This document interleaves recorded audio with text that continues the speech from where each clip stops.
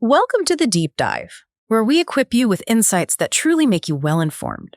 Today, we're pulling back the curtain on a critical, often overlooked aspect of financial reporting. What happens after the year-end books seem closed?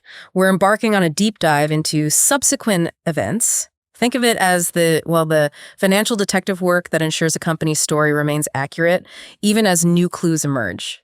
Indeed. And this deep dive, it'll really illuminate why that time lag, between a company's financial year end and when it actually releases its statements, why that's so important. Okay. We'll explore the specific rules, the standards that guide these crucial decisions. We'll draw from core accounting and auditing standards. Right. And maybe walk through some real-world type scenarios to make it concrete for you. Show you what auditors are actually doing to check everything. So let's unpack this. For those maybe familiar with reporting, subsequent events or events after the reporting period, as they're sometimes called, they're key for accuracy. But for our deep dive today, let's really try and nail down what that time gap signifies and why it matters so much. Well, okay. In accounting, subsequent events are basically just transactions and other things happening between a company's reporting date, like its year end, and the date its financial statements are actually signed off, authorized for issue. And that time gap you mentioned between the year end and the statement release, that's not just dead air then, is it? It sounds like it's actually a critical period. Precisely. It's practically impossible to finalize everything, all the financial statements, right on the dot on the year-end date. Sure, it takes time. Yeah, there's always a period needed to gather data, do calculations, prepare the final documents. And during this lag, new information might pop up, information that could change the picture of what was true at the year end, or maybe point to totally new conditions. Okay, this is where it gets really interesting, I think, because that time gap isn't just a practical thing. It's actually governed by some pretty rigorous rules, isn't it? Right. How do standards like IAS 10 specifically handle this? That's right. IAS 10, events after the reporting period. That's the main accounting standard here. It dictates how these events get handled. Its main job, really, is to figure out when an event that happens after the reporting date gives you new evidence about conditions that already existed at year end. Okay. That requires an adjustment to the actual numbers in the financial statements. Right.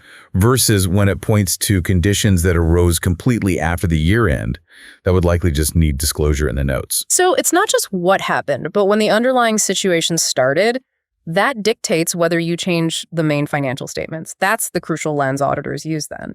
Can you give us a clearer sense of this adjusting event versus non-adjusting event distinction? Yeah, absolutely fundamental, this distinction.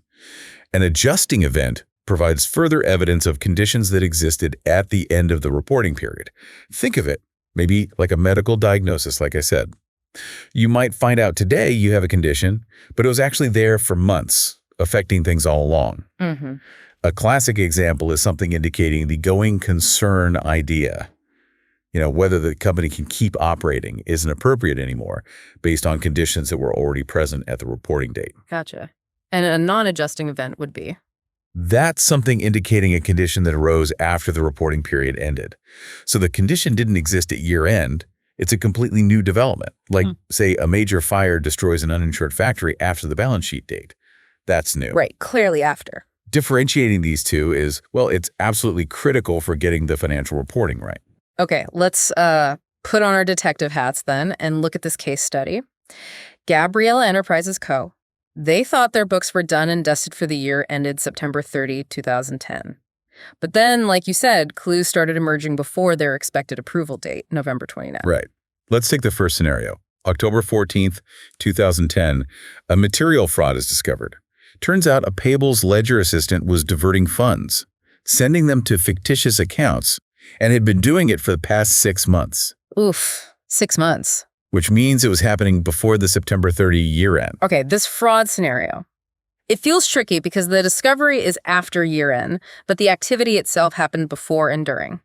How do you, as an expert, immediately classify that, adjusting or non-adjusting? This one's pretty clearly an adjusting event. The fraud itself, the condition was ongoing before the year end. Okay. The discovery in October just provided, more evidence of those conditions that already existed back on September 30th. So the financial statements require amendment.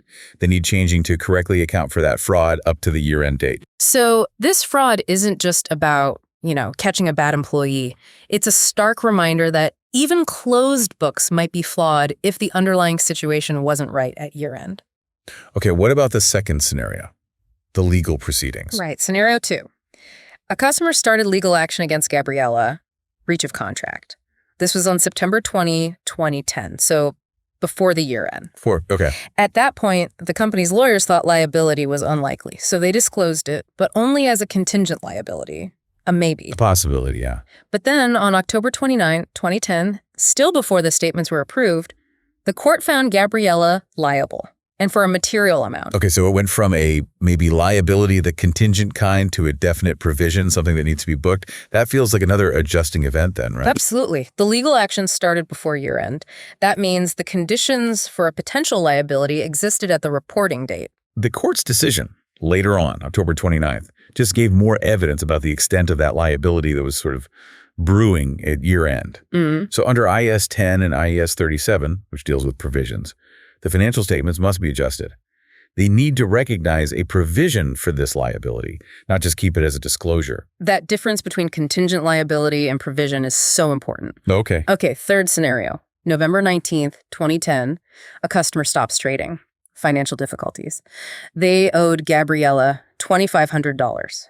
Now, the trainee and the auditors apparently thought this amount was immaterial. Yes, this one has an interesting nuance. The fact the customer went bust so soon after the reporting period usually indicates that the debt, the receivable, was likely already non-recoverable at the reporting date, September 30th. So technically, it's an adjusting event. In principle, you'd normally make an allowance for that receivable, reduce its value on the books. You said immaterial, so this immaterial loss. It points to an adjusting event, technically, but you said no adjustment was needed. That feels a bit counterintuitive. Can you break down why for us? Good question. It comes down to materiality. Even if an event technically should lead to an adjustment based on IAS 10, auditors apply a materiality threshold. If the financial impact is too small, immaterial, it just won't change the overall picture enough for users of the accounts to warrant actually amending the main statements. Okay. So for Gabriella, that $2,500 was considered immaterial by the auditors. So no amendment was required for that specific item. What happens is we put on something called an audit error schedule. Basically, a running list auditors keep of all the little misstatements they find. Like a logbook of small stuff. Exactly. They track them individually and add them up to make sure that even combined, they don't become significant enough or material to mislead someone reading the financial statements. This really underscores the auditor's role, doesn't it? It's one thing for the company to prepare the accounts, but having that independent check. Which brings us nicely to the auditing side, ISA 560. Absolutely. ISA 560, subsequent events, that's the auditing standard. It lays out exactly what the auditor needs to do in this area. It's crucial to see how these standards work together. You have accounting standards like IAS 10 telling companies how to treat events. What the rules are. Right. And then you have auditing standards like ISA 560 telling auditors how to check that the companies followed those rules correctly, how to verify it. So what's the auditor's main goal then regarding subsequent events? What are they trying to ensure for people like us looking at those financial statements? Well, the auditor's overall objective is pretty clear. Get enough good evidence, sufficient appropriate audit evidence to be confident that all subsequent events, all the way up to the date they send their audit report, have been properly identified. And then, crucially, properly accounted for, adjusted if needed, or disclosed in the notes. They need to be sure the picture is fair. Exactly. Fair and accurate, considering these things that happen after year end, so users can actually rely on those numbers. Okay, let's apply that to Gabriella again. For that material fraud discovery, the payables clerk, what kind of detective work would the auditors do there? Oh, for the fraud, they need a whole range of procedures. It's not just one thing. They need to first recalculate the amounts involved, figure out the exact financial hit. They'd have deep discussions with management. How did this happen? Why did it take 6 months to find? What broke down in the internal controls? Right, the how. Exactly. They'd perform detailed testing on journal entries, especially ones near the year end. Look for anything unusual. They might confirm account activity directly with suppliers, bypassing the company's potentially compromised records. Look for doctored invoices. Forensics, almost. Very much so. They'd review HR files for the dismissal process, check compliance, test other controls, get written statements or representations from management, though that's never enough on its own. Maybe check cash received after year end to see if any funds were recovered. Talk to the company's lawyers about recovery chances. It's extensive. Wow, okay, a lot involved. And for the legal proceedings where Gabriella was found liable after year end, What specific checks there? For the legal case, it's a bit more focused. They'd need to see the proof. Obtain a copy of the court order or official correspondence confirming the liability and the amount. Verify the outcome. Yes. They might check cash payments made after year-end to see if the company actually paid the amount. Critically, they'd ensure a provision, not just a disclosure, has been recognized in the accounts, as required by IAS 37, and that the amount seems reasonable based on the court order. And again, get that written representation from management, confirming they understand and have accounted for it properly. And for that small customer loss, the immaterial one, what do auditors do if no adjustment was made? For the immaterial customer loss, it's simpler. They discuss it with management. Why did you decide not to adjust? Confirm the reasoning aligns with materiality. Then they'd make sure it's on that audit error schedule we talked about. And just double check it's still immaterial, even when considered alongside any other small errors found. Yeah. As long as it stays immaterial individually and in aggregate, it doesn't require changing the main statements or modifying the audit opinion. Okay, this process sounds pretty robust, but what if something big comes up after the auditors have already signed the report, but before the financial statements are actually sent out to shareholders or filed? That seems like a potential nightmare scenario. That is a critical situation. Yeah. If that happens, the auditor first needs to talk to management about the necessary amendments straight away. If management agrees to amend the statements, which they usually should if it's material, then the auditor has more work to do. They have to perform extra audit procedures specifically related to that new information and the amendment.